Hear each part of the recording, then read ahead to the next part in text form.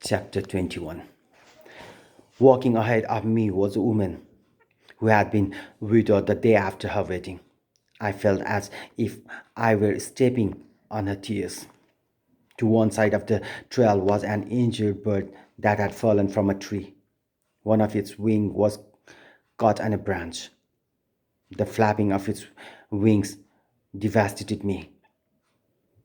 That and the sound of the widow's breathing were the saddest music I had ever heard. This was the last climb of my trek and the hardest one yet. Kathmandu was far away from this fog-bounded hill. There was no way I could return to the capital dressed in my ragged Eastern shirt. It would be dangerous to do so.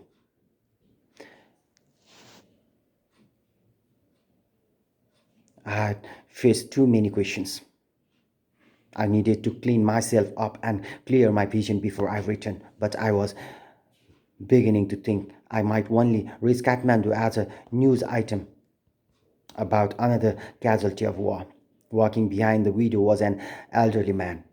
He was on his way to claim his son's body. His seas had become the seas of the hills. He was leaning on a walking stick, but it was hard to tell whether the stick was supporting him or he was supporting the stick. Still, he walked more quickly than me. There were flowers around us, but they had no perfume.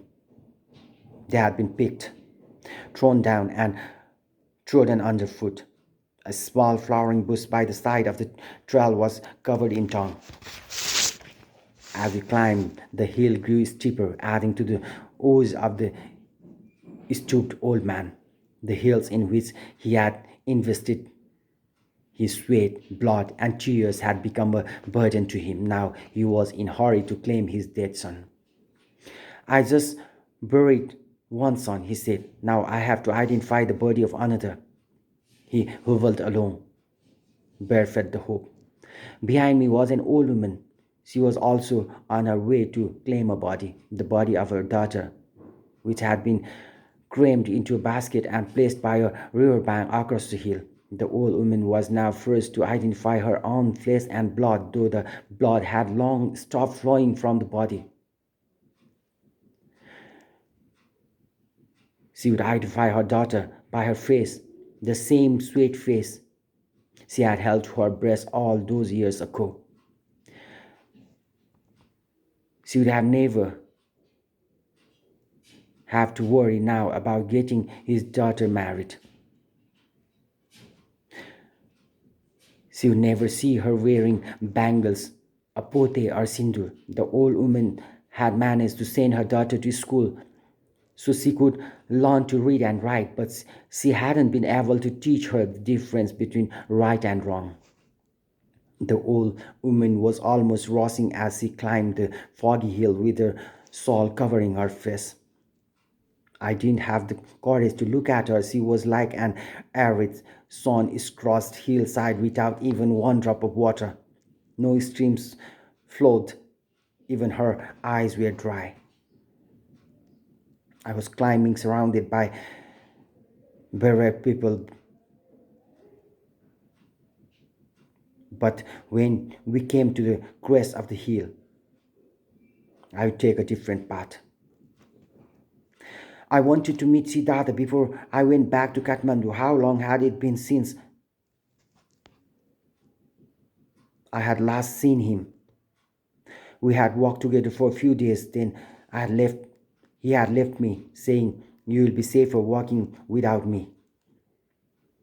I want everyone to be safe," I had told him. "You are talking about the temporary, artificial thing," he replied. "You know, permanent peace for everyone to be safe. And for permanent peace, the state must negotiate with the people. But if you want negotiation, why are you and your people trying to bring the state to its knees by killing these innocent villages?" I had asked angrily. "Who is killing them? How and where are they being killed?" He had said as he left, "You are an artist. Go and see the situation with your own eyes." "That's all I want. My best wishes go with you." Where was Siddhartha now? What had he been doing all this time? How could he bear being responsible for these widowed hills? How could he stand to see these innocent people being turned into widows or orphans or losing their children? Or was he only thinking about the next attack on the district headquarters? What was he doing? How and when could I meet him? Which path should I take? At a pass, I came across some people gathering in a group listening to a small transistor radio. They looked afraid when they saw me. Why? I didn't have a gun. I had only a few sheets of paper, some pencil, and a paintbrush. Why be afraid of me? I was just an artist. I wanted to meet Siddhartha. Was he somewhere nearby? I wondered. One man stiffened. He took me by the arm and led me into the bushes, away from the group. All I could see was the sky with a bank of clouds drifting northwards. Are you really who you say you are? He asked, eyeing my suspiciously. Eyeing me suspiciously, he frisked me and searched my rucksack. He even searched inside my shoes and made me unzip my sleeping bag. Suddenly, he pushed me down so I was crouching in the undergrowth. A helicopter had appeared overhead. When it disappeared behind a hill, the man took me by the arm again, saying, "Follow me." He took me back to the path and handed me on to someone else. The other man said, "Please don't ask me any questions, but I must warn you. If there's a confrontation, you are on your own. Come on." I followed him. We entered the woods, browsing past thorn bushes and low branches and jumping over gullies and ditches. Eventually, we came to a solitary house where the man handed me over to someone else. This man looked me over, then started walking. I followed him, assuming that was what I was supposed to do. The trail narrowed like a pencil line on paper, a trail easily erased by rain. In some parts, it didn't even look like a trail. "If you make any trouble, I'll shoot you," the man said without even looking back at me. "Who, me?" "Yes, you," he said, still not turning back. "Don't talk so loudly." "Why not?" "Even the plants here have ears," I babbled. "I've never seen a plant with ears." "Act your age," he snapped, pushing aside a branch in his path. "I've just turned 32, I volunteered. "I didn't ask your age," he hissed. "I was just reminding you that you aren't a child." "Okay, I am reminded." "Good," he said. Or maybe I just thought he did. He stopped near a cliff. I stopped as well. I wondered if we are supposed to jump off across the gorge of another cliff face, and far below us I could see some thatched huts in a forest. There was also a school with a corrugated tin roof. The reflection of the sun on the tin flashed in my eyes. The man whistled. The sound echoed along the gorge. A similar whistle answered, but there was no accompanying echo. "Do you have to jump down?" I asked. "Do you want to?" he replied, without even bothering to look at me. "Just asking." "Don't ask any questions," he snapped, moving left. He jumped over a log. I realized I hadn't even seen his face clearly. I guessed he was in his mind, his mid-20s. If we ever met again, I thought, I wouldn't be able to recognize him. His voice was distinctive though. He spoke very quickly and softly. I followed him. We heard another helicopter nearby but couldn't see it. It seemed the security forces had intensified their patrolling of the area. As we walked along the edge of the cliff, the man said, "If you fall from here, not even the eagles will find you." A little way ahead, we met a girl.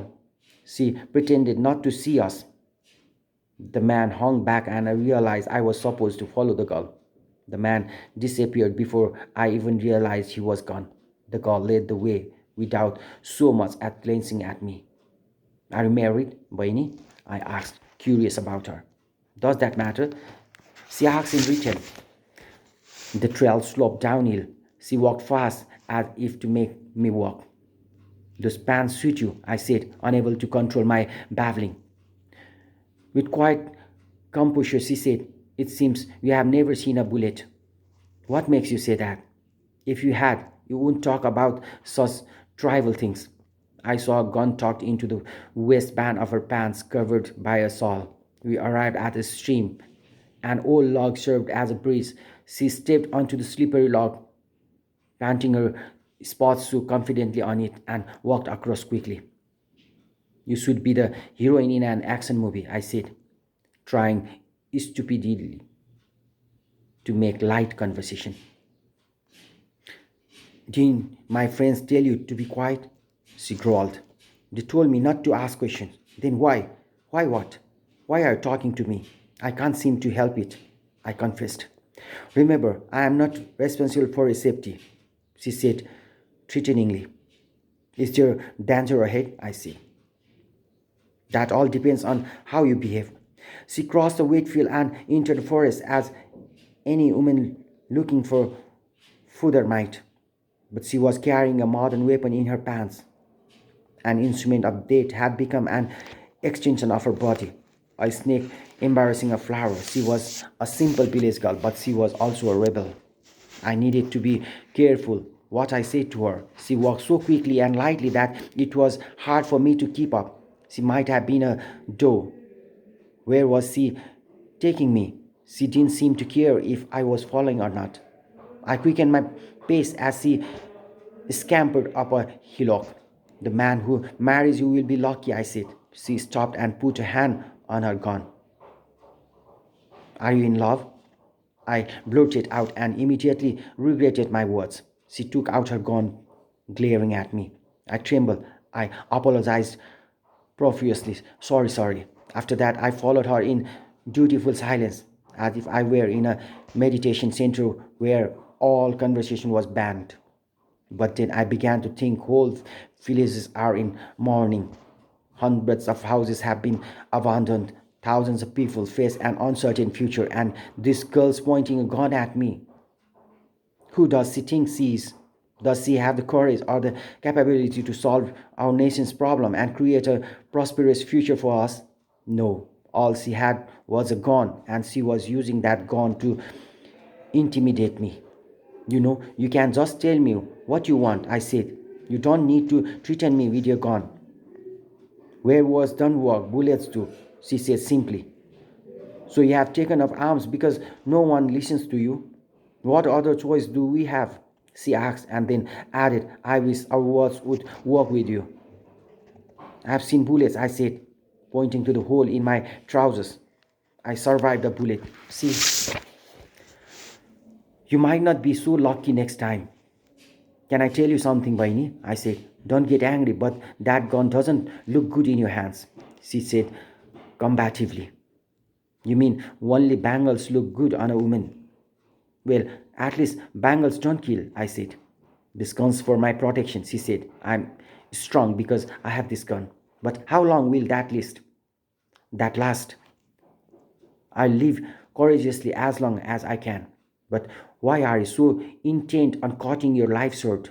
She said. A long life without purpose is a waste of time, and life becomes purposeful when you carry a gun. It's better than wearing bangles just to show I am a slave to some man. I venture, please don't be angry, but I are you a virgin? At this, she took out her gun and pointed it straight at me, and I couldn't help myself. I laughed like a lunatic. In sheer frustration, she fired a bullet in the air. My laughter died immediately, like a balloon which had suddenly burst. I raised both hands and closed my eyes. All of a sudden, some men appeared from nowhere. They grabbed me and blindfolded me. They also frisked me and searched my rucksacks. At one point, I could tell we are walking uphill. When my blindfold was lifted, I found myself in a stunningly beautiful village. I was surprised to see the girl beside me with a gag in her mouth, with her comrades pushing her for some reason. There was an orange group in the distance, and I could see someone walking through it. It was Siddharth. I couldn't see his bodyguards. He was alone. Look, Siddharth, I said excitedly, pointing towards him. The girl wriggled around. She tried to say something through the gag. Her hands were bound. I couldn't understand it. Hey, Siddharth, I shouted. Siddharth! One of the men who had blindfolded me said, Shut up.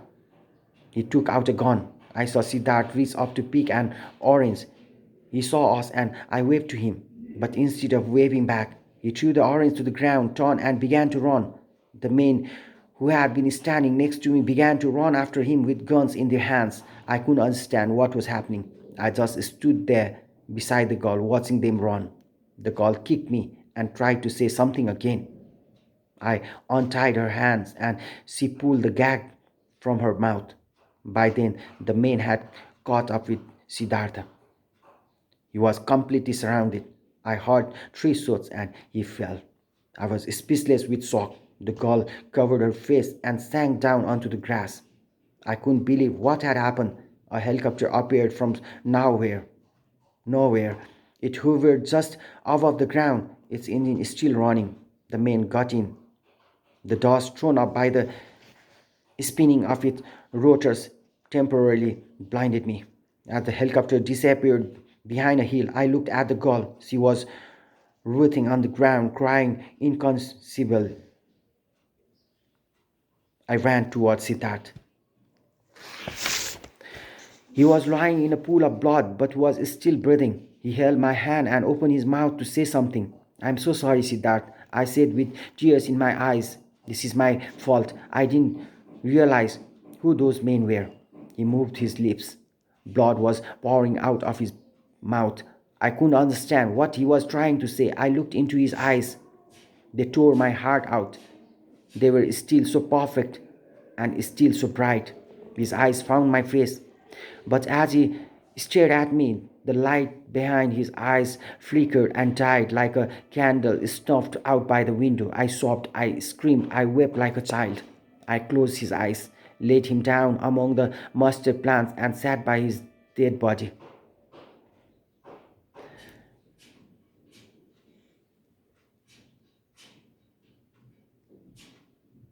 His body beneath an orange tree, my tears falling onto him as his blood soaked my clothing.